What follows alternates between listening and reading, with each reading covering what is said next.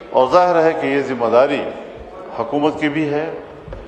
اور اسٹیبلشمنٹ کی بھی ہے، تمام دفاعی اداروں کی بھی ہے کہ وہ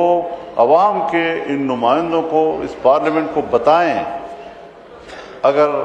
آپ پبلک نہیں کرنا چاہتے اور حالات اس کے متقاضی ہوں کہ ہم ان کیمرے بیٹھ کر اس پر گفتگو کریں، تو یہ ہماری ایک تجویز ہے اور میں سمجھتا ہوں کہ اس کو سنجیدگی سے لیا جائے۔ بسم اللہ الرحمن الرحیم۔ جناب اسپیکر اور آپ کی وساطت سے معزز اراکین ایوان،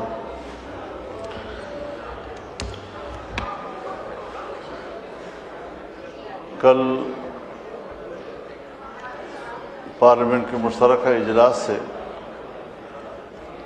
صدر مملکت نے خطاب کیا اور ظاہر ہے کہ دونوں ایوان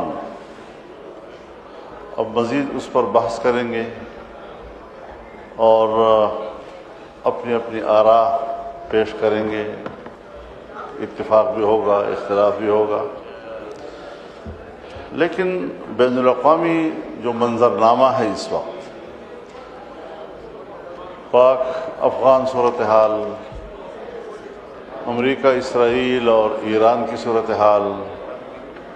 خلیجی ممالک کی صورتحال، اور اس پہ پاکستان اب کہاں کھڑا ہے۔ اگر آپ سمجھتے ہیں جناب اسپیکر، اور حکومت اور حزب اختلاف بھی سمجھتی ہے کہ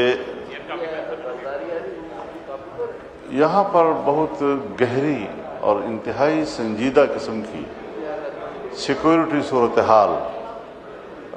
کا اس سے براہ راست رابطہ ہو گیا ہے اور واسطہ پڑ گیا ہے، ہمارے پاس کہنے کے لیے بہت کچھ ہے، بہت سے پہلو ہیں اور ہر پہلو پر بات کرنے کے لیے بہت سے سوالات موجود ہیں، لیکن ہماری ایک تجویز ہوگی، اگر آپ اسے اتفاق کرتے ہیں، کہ ایک اجلاس پارلیمنٹ کا